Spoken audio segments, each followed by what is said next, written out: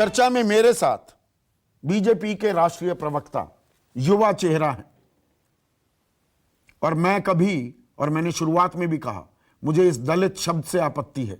यह वर्गीकरण जो हमने कर रखा है समाज में कि एक तबका है, अरे ये तो दलित हैं, दलित समुदाय से आते हैं। आज मैं पहली बार इस तरह से इनका परिचय दे रहा हूं और पूरा नाम भी लिख रहा हूं। नाम मैं कभी पूरा नहीं लिखता हूं और सिर्फ गुरु प्रकाश लिखिए।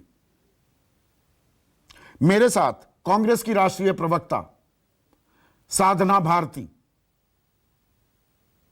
राजनीतिक विश्लेषक हैं, बीएसपी के वरिष्ठ नेता भी हैं सुधींद्र भदौरिया, एके वाजपेयी एलजेपी आर के नेशनल वाइस प्रेसिडेंट और मुख्य प्रवक्ता रामविलास पासवान, स्वर्गीय रामविलास पासवान, दलितों के लिए लड़ते लड़ते उन्होंने अपनी लंबी जिंदगी गुजारी, अब उनका स्वर्गवास हो गया है। और दलित चिंतक अशोक भारती मेरे साथ हैं। गुरु,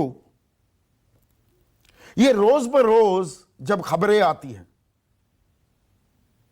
दलितों पर अत्याचार, कोई ना कोई रूप, कहीं सिर मुंडा दिया, कहीं घोड़ी पर चढ़ने पर जलील किया गया, कहीं बेड़ियों में बांध दिया, कहीं दलित के हाथ का खाना नहीं खाएंगे बच्चे।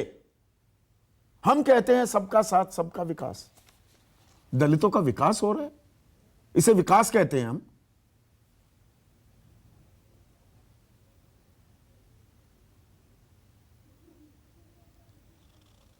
अनम्यूट कीजिए प्लीज गुरु। आपने बहुत ही संवेदनशीलता के साथ इस विषय, हाँ अब हो गई, अब आवाज आ रही है, अब आ रही है। आप सुन पा रहे हैं मुझे? जी बिल्कुल, अब आ रही है आवाज। हाँ हाँ। संदीप जी, हम आपके आभारी हैं कि आज इस बेहद ही संवेदनशील विषय पे आपने ये चर्चा रखा है।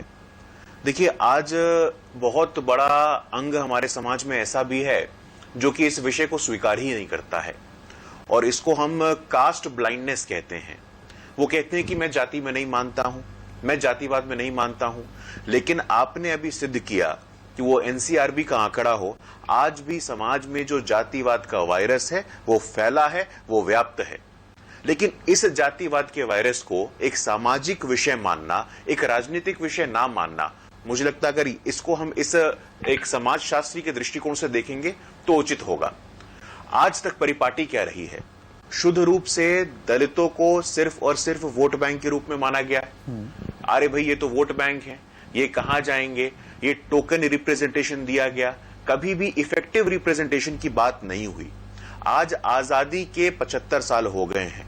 आज कितने दलित समाज के लोग हैं जो कि कैबिनेट सेक्रेटरी बने हैं इस देश के? एक भी नहीं, मैं दावे के साथ कहता हूं।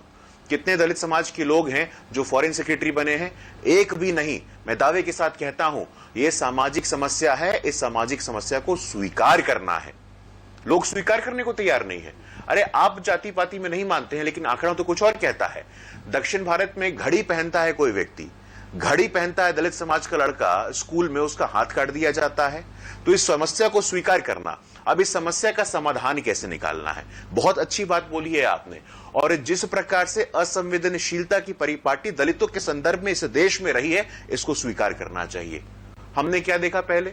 बाबू जगजीवन राम दलित समाज से आते थे, किस प्रकार का व्यवहार हुआ उनके साथ, इसमें समाज को सोचना चाहिए। बाबू जगजीवन राम का देहांत हो गया था। बाबू जगजीवन राम के देहांत की सूचना को 2 दिनों तक लोगों को बताया नहीं गया, क्योंकि तब के तत्कालीन प्रधानमंत्री श्रीलंका के दौरे पे थे। वो आकर के बताना नहीं चाहते थे, वो अपनी यात्रा को कैंसिल नहीं करना चाहते थे। इसके राजनीतिकरण में मैं नहीं जाने वाला हूं, लेकिन यह समझने की जरूरत है कि जो पॉलिटिकल रिप्रेजेंटेशन मिलना चाहिए था, जो शासन प्रशासन में सम्मान मिलना चाहिए था, जो भागीदारी मिलनी चाहिए थी, वो दुर्भाग्यवश आज तक नहीं मिला। पिछले 8 वर्षों में हमने देखा है। आज जब हम बात करते हैं, और आपने अपने प्रारंभिक प्रबोधन में भी कहा है, कौन ऐसा दलित समाज का व्यक्ति रहा है जिसको किसी पॉलिटिकल पार्टी का राष्ट्रीय अध्यक्ष बनाया गया? स्वर्गीय बंगारू लक्ष्मण जी हो। बड़ी संख्या में आज दलित समाज के विधायक सांसद चुन के आते हैं, तो परिवर्तन आया है।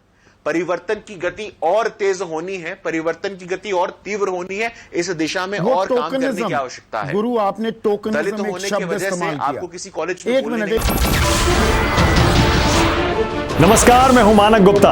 अगर आपको हमारा ये वीडियो पसंद आया हो तो इसे लाइक और शेयर जरूर करें और हां, हमें सब्सक्राइब और फॉलो करना ना भूलें ताकि आप देश और दुनिया की कोई खबर मिस ना करें। तो जुड़े रहिए हमारे साथ और देखते रहिए News 24।